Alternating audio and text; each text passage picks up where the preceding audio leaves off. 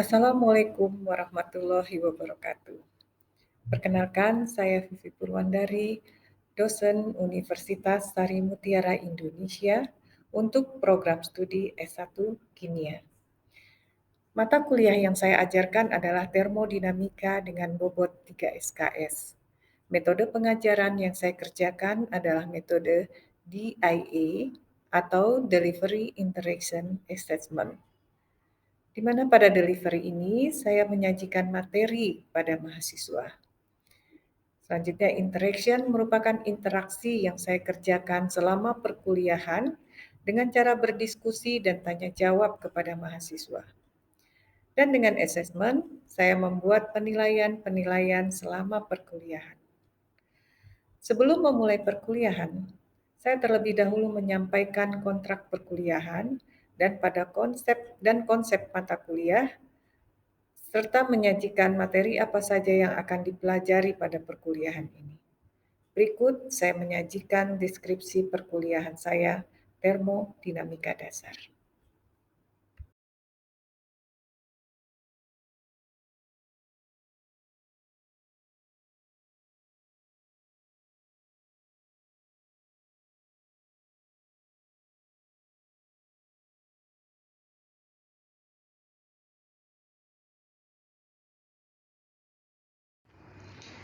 Berikut deskripsi mata kuliah termodinamika. Mata kuliah ini merupakan mata kuliah wajib pada program studi S1 Kimia, di mana mata kuliah ini menyajikan, mendiskusikan berbagai konsep esensial termodinamika tentang sistem dan lingkungan, berbagai proses, fungsi keadaan, energi, hukum-hukum termodinamika, dan aplikasinya dalam berbagai sistem, kesetimbangan fase, dan sifat larutan sederhana. Perkuliahan lebih menekankan pada pemahaman fisis dengan cara mengkaji berbagai konsep dan latihan pemecahan soal-soal yang bervariasi untuk memperkaya pengalaman sehingga diperoleh pengetahuan yang mendalam, komprehensif, dan mampu mengaplikasikannya pada berbagai sistem dalam konsep kehidupan. Manfaat mata kuliah: memahami ruang lingkup, tujuan dan aplikasi mata kuliah termodinamika, menguasai konsep dasar termodinamika, koordinat-koordinat termodinamika, matematika untuk termodinamika, sifat-sifat zat murni, temperatur, dan hukum ke-nol termodinamika, sistem dan persamaan keadaan, usaha mekanik eksternal, panas dan hukum pertama termodinamika untuk sistem tertutup dan sistem terbuka, hukum kedua termodinamika, siklus Carnot, dan reversibilitas entropi, potensial termodinamika, dan perumusan lengkap termodinamika menurut Maxwell. Lulusan dan standar kompetensi mata kuliah ini adalah wirausaha mandiri, asisten manajer, penyelia utama atau supervisor, dan analis. Standar kompetensi: pada akhir mata kuliah, diharapkan mahasiswa dapat menerapkan berbagai konsep dan aturan dalam termodinamika untuk menjelaskan berbagai gejala serta untuk menjelaskan berbagai persoalan kimia fisika yang menyangkut perpindahan kalor pada sistem sederhana. Capaian mata kuliah: S1 sikap menginternalisasi nilai, norma, dan etika akademik, menunjukkan sikap bertanggung jawab atas pekerjaan di bidang keahliannya secara mandiri. Kemudian dari pengetahuan, pada akhir kuliah diharapkan mahasiswa dapat menguasai penerapan berbagai konsep dan aturan dasar termodinamika untuk menjelaskan berbagai gejala serta untuk memecahkan persoalan kimia fisika yang menyangkut perpindahan kalor pada sistem sederhana. Keterampilan umum yang diharapkan di sini adalah dapat menganalisa konsep, teori, dan aplikasi ilmu dasar termodinamika, menganalisis perubahan keadaan gas ideal dengan menerapkan hukum-hukum yang ada pada termodinamika, membuat karya model penerapan hukum pertama dan kedua termodinamika, dan dapat mempresentasikan makna fisiknya. 4. Keterampilan khusus: memahami ruang lingkup, tujuan, dan aplikasi untuk kuliah termodinamika dan hubungannya dengan mata kuliah lain. Yang kedua, memahami dan mengerti satuan dimensi dan sifat-sifat termodinamika, memahami salah satu sifat dan dari termodinamika tentang temperatur yang berhubungan dengan kemampuan membedakan panas dan dingin, memahami interaksi energi berupa perpindahan panas disertai dengan perubahan sistem, memahami hukum pertama termodinamika, memahami pemakaian hukum kedua termodinamika, memahami siklus Carnot dan penerapannya. Mahasiswa dapat merumuskan hukum ketiga termodinamika, dan mahasiswa dapat menggunakan energi bebas menerapkan kondisi termodinamika dalam kesetimbangan, juga dapat menurunkan rumus antar fasa.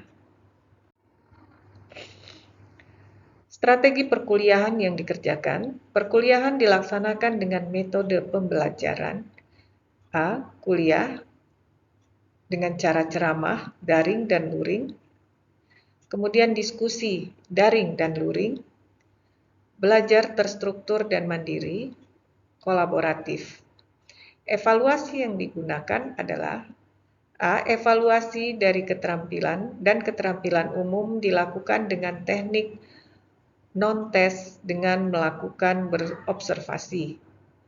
Evaluasi pengetahuan dan keterampilan khusus dilakukan dengan tes yang meliputi tes formatif berupa pretest, posttest, dan kuis, dan tes sumatif, UTS, dan UAS. Penilaian juga dilakukan melalui tugas terstruktur dan tugas praktikum. Berikut materi bahan bacaan perkuliahan. Tugas-tugas yang ada pada mata kuliah ini merupakan tugas terstruktur dari kuliah, diberikan pada saat perkuliahan yang terdiri dari tugas pribadi dan tugas kelompok. Tugas dikumpulkan sesuai dengan waktu yang telah disepakati. Pengingkaran terhadap waktu yang disepakati untuk pengumpulan tugas akan mengakibatkan pengurangan poin tugas sebanyak 20 poin.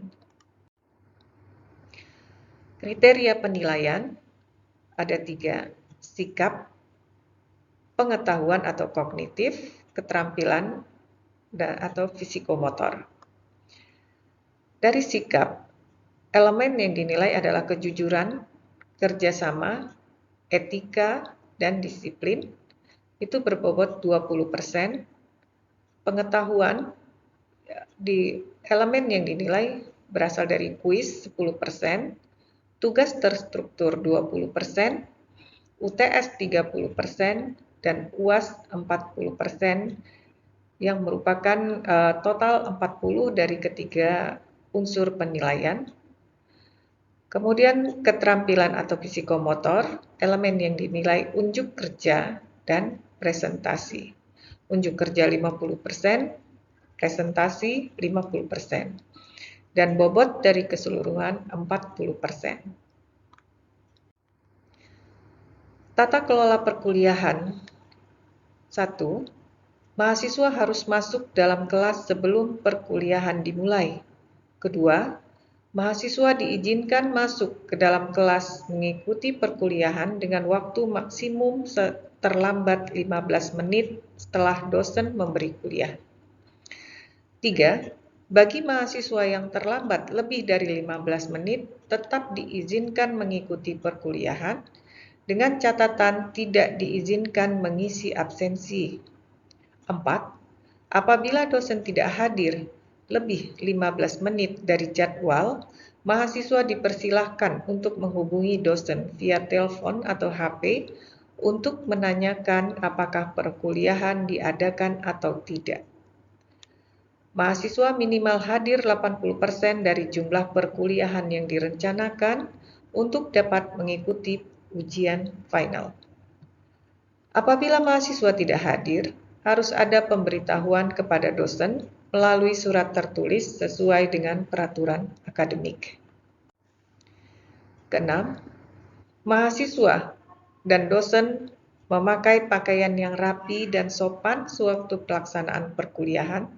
Tidak diperkenankan memakai kaos oblong dan memakai sandal. Mahasiswa harus memiliki komitmen untuk mengikuti perkuliahan dengan baik dan mengerjakan semua tugas yang disepakati secara optimal dan menyerahkan tugas sesuai dengan kesepakatan bersama. Tugas tidak akan dinilai apabila dikumpulkan di luar waktu yang telah ditetapkan. Kemudian jika ditemukan tugas hasil plagiat, maka nilai akan dikompensasi. 9. Sebelum kegiatan belajar mengajar akan dilaksanakan pretest dan post-test setelah selesai kegiatan belajar mengajar. Kuis akan dilakukan setiap minggu ke-4 dan ke-7 secara teratur. Terakhir, penilaian dilaksanakan atas dasar tugas, partisipasi, dan tes yang dilakukan selama metode belajar. Terima kasih.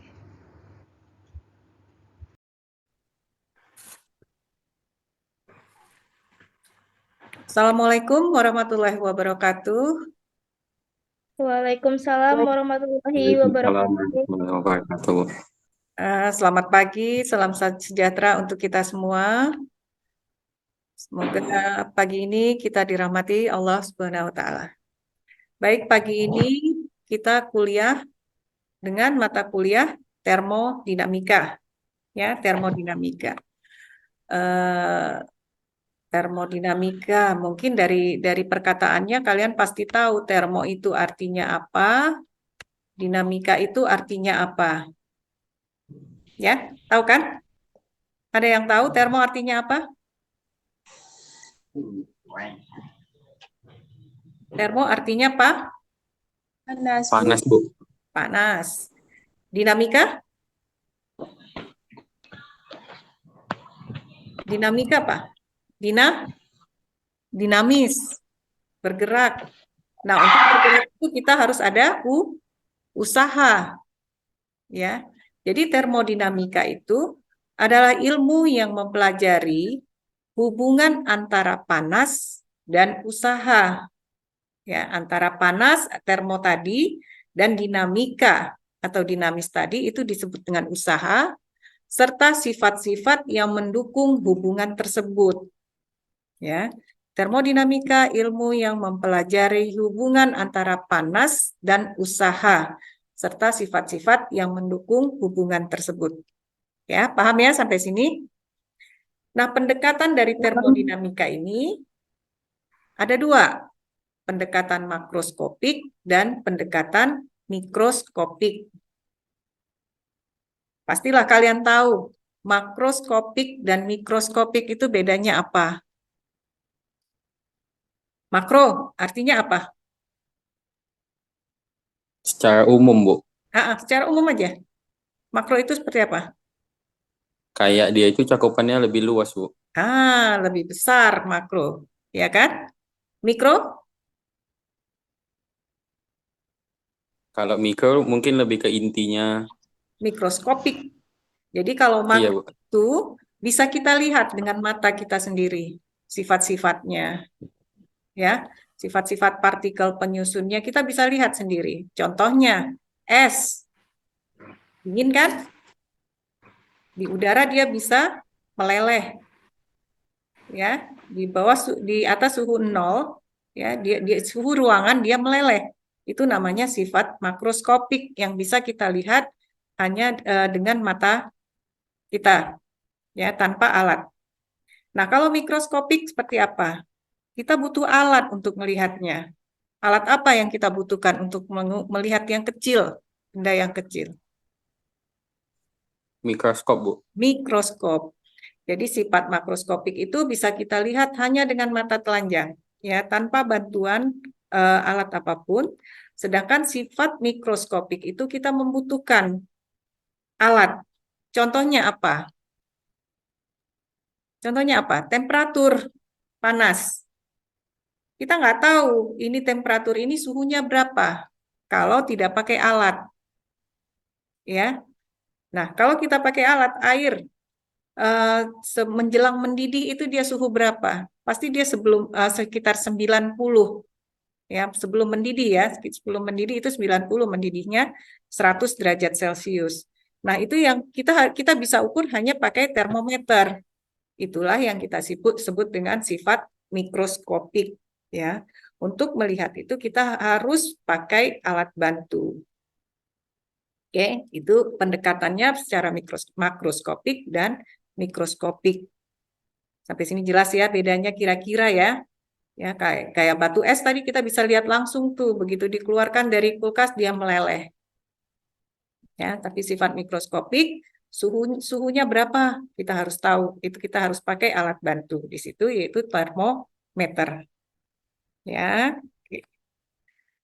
Nah, ciri koordinat makroskopik. Tidak ada pengandaian mengenai struktur materi. Ya, jadi tidak ada pengandaiannya.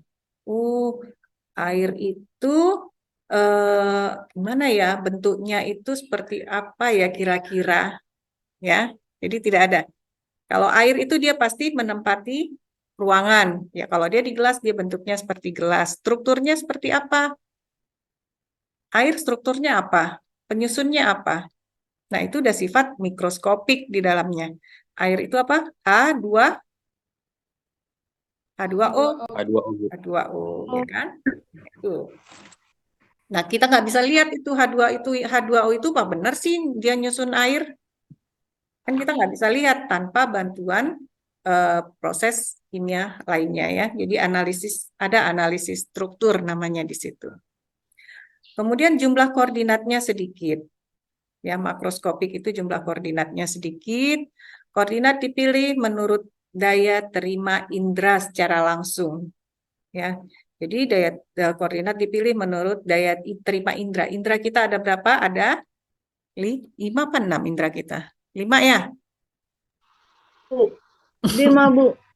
Apa aja? Apa aja? Ayo. Mata, melihat. Telinga, Bu. Telinga. Bu. Kulit, merasa Mulut. ya kan? Kemudian lidah. Jadi makroskopik itu bisa kita analisa hanya dengan panca indera kita. Ya. Oke. Yang keenam itu apa? Yang keenam apa? Ada. Contohnya indigo ya kali ya. Indera keenam. Itu enggak masuk. Kita cuma indera kelima aja. Koordinat ini dapat diukur secara langsung. Ya, jadi dia bisa diukur secara langsung itu makroskopik. Ya. Kalau mikroskopik ada pengandaian di situ mengenai struktur materi. Ya, molekul dianggap ada. Ya, jadi air apa ya? Molekul penyusunnya H2O. Ya. Kalau apalagi udara, apa sih penyusunnya udara?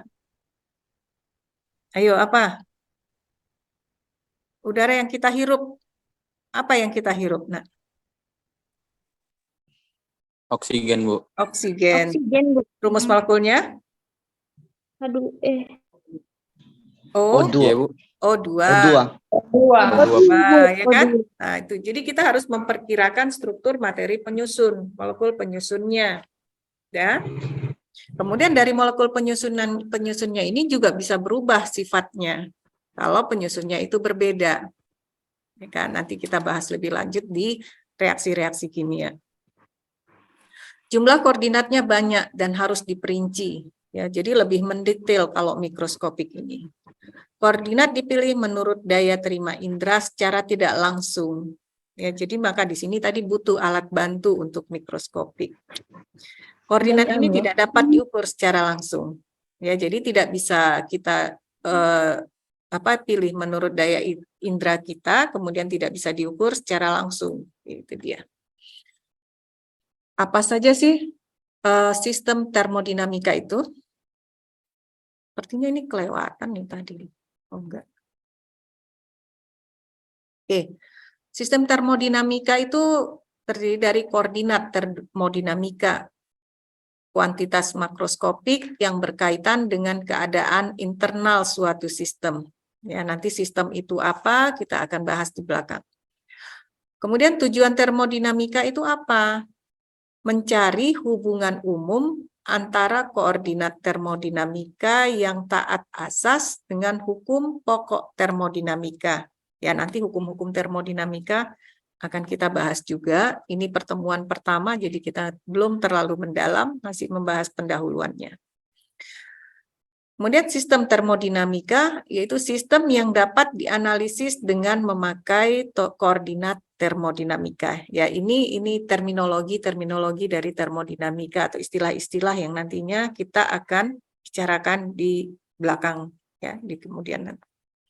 Nah, ini yang penting dari termodinamika. Ada sistem di situ, ada lingkungan di situ. Ya, ada sistem, ada lingkungan. Ya. Dan ada batas. Ya, ada sistem, ada lingkungan dan ada batas. Sejumlah zat yang dibatasi oleh dinding tertutup, ya, ini sistem dibatasi oleh batas, ya, antara sistem dan lingkungan ada pembatas di situ. Sistem lain yang dapat bertukar tenaga dengan sistem. Jadi ada juga sistem lainnya, tapi kita secara langsung kita itu disebut dengan sistem. Jadi kalau ada sistem lain, misalnya gini, apa ya enaknya ya? Pernah minum kopi? Kopi panas? Kopi panas, ya. Kalau kalian minum kopi panas, harganya berapa di pasar? Di warung? 5.000 paling besar. 5.000. Kalau dingin? 5.000 ya. Kalau dingin? Mungkin nambah ya? 10.000 kali ya. Jadi kalau minum panas-panas kalian jangan jangan nunggu dingin. Oke, enggak sampai ke situ. Jadi kita itu ini kopi ini panas. Kalau kita minum panas-panas kan nggak mungkin. Nah, sistem yang disebut sistem itu mana? Kopinya, gelasnya, atau sekitarnya? Yang mana yang kita sebut sistem? Kopinya, Bu. Kopinya, ya, kopinya. Nah, gelas itu apa? Bisa nggak sih gelas ini kita sebut batas? Bisa, Bu. Batas, ya. Kemudian di sekitarnya lingkungan. Lingkungan, Bu. Nah, kalau si kopi ini tertutup dengan terbuka, ya ada 2 gelas nih. Ada yang satu pakai tutup, yang satu terbuka. Mana yang lebih cepat dingin? Yang terbuka, Bu. Yang terbuka. Tanpa bulut, Bu. Terbuka. Terbuka, Bu. Artinya apa? Sistem terbuka itu dia lebih mudah memindahkan panasnya.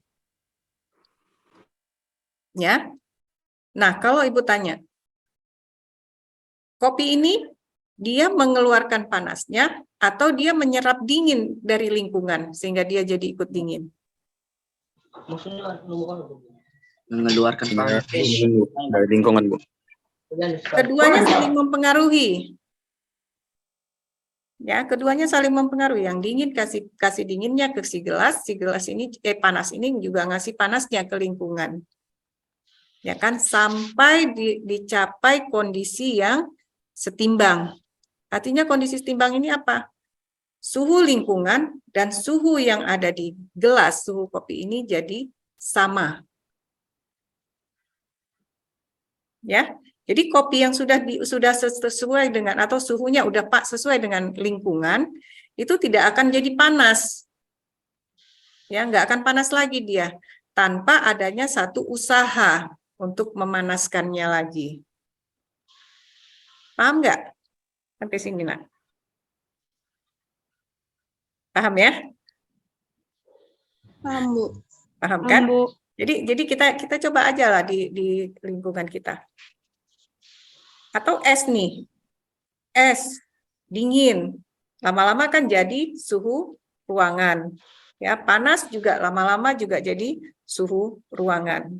Ya. Sistem ada yang terbuka, ada sistem yang tertutup, ya, ada sistem yang terisolasi. Sistem terbuka cepat dia tercapai kondisi setimbangnya antara batas dan lingkungan, itu sistem terbuka. Kalau sistem tertutup, seperti kopi yang kita tutup tadi, dia mungkin akan setimbang, tapi dia butuh waktu lebih lama. Ya. Ada satu lagi sistem terisolasi namanya. Sistem terisolasi ini artinya dia terisolasi, kan ngerti kita ya arti isolasi itu apa? Dia tidak terpengaruh dia dengan yang di luar. Contohnya apa sistem terisolasi? Kalian punya termos di rumah? Punya kan? Punya, Bu. Termos. Punya. Nah, termos itu sistem terisolasi. Kenapa dia jadi sistem terisolasi? Pernah kalian lihat termos itu yang pecah? Tidak pernah kalian amati pasti ini. Ya kan? Jadi antara dinding termos yang di bagian luar itu, sayangnya Ibu nggak bawa termos ini, dengan termostat yang di dalamnya. Jadi Ibu sebut itu di bagian dalam ada yang seperti aluminium ya, berkilat itu di dalam, ya itu termostat. Antara dinding luar dan dinding dalam itu ada ruangan kosong di situ. Ruangan hampa. Ya. Ruangan hampa inilah yang menyebabkan sistem dari termostat ini jadi terisolasi. Ya, kalau tidak dibuka ini tutup, panasnya juga tidak akan berkurang. Ya, kenapa kalau di rumah sakit itu atau dulu lah orang-orang tua zaman dulu sebelum ada sekarang namanya dispenser air panas air dingin, ya kita tetap sedia itu termos air panas yang besar-besar tinggi-tinggi segini. Jadi kalau mau buat kopi tinggal tuang gitu aja, kan? Mungkin zaman kalian udah nggak ada lagi apa termos ya? Nggak ada, Bu. Ya. Masih ada? Masih, Bu. Masih ya. Ya soalnya anak ibu udah nggak kenal lagi dengan termos kayaknya. Kami nggak sedia lagi termos itu di rumah, ya kan? Itu namanya sistem. Jadi ada 3 sistem: sistem terbuka, sistem tertutup, dan sistem terisolasi. Ya, oke, itu pengertiannya. Sistem, lingkungan, dan batas. Nah, ini dia. Perbandingan sistem ada 3, terisolasi, tertutup, dan terbuka. Sistem terisolasi tidak ada pertukaran energi dan materi. Ya, tidak ada pertukaran energi dan materi. Benar-benar dia terisolasi. Ya. Kemudian tertutup tidak ada pertukaran materi di sini. Ya, tidak ada pertukaran materi. Tapi kalor mungkin. Ya, kalor bisa di situ atau energi bisa di situ terjadi pertukaran. Kalau terbuka ada pertukaran materi dan ada pertukaran energi di situ. Oke. Ya, jadi ini ada 3 sistem. Contoh-contohnya sudah kita jelaskan tadi. Temuan berikutnya itu ada yang di rumus gas ideal PV sama dengan nRT. Ya, jadi dari keduanya itu tidak PV, nRT, ya, nggak ada di situ yang bergantung dengan massa, yang disebut dengan variabel intensif. Ya. Minggu ini cukup sekian kuliah kita. Kalau ada yang mau ditanyakan silakan. Ini Ibu tutup.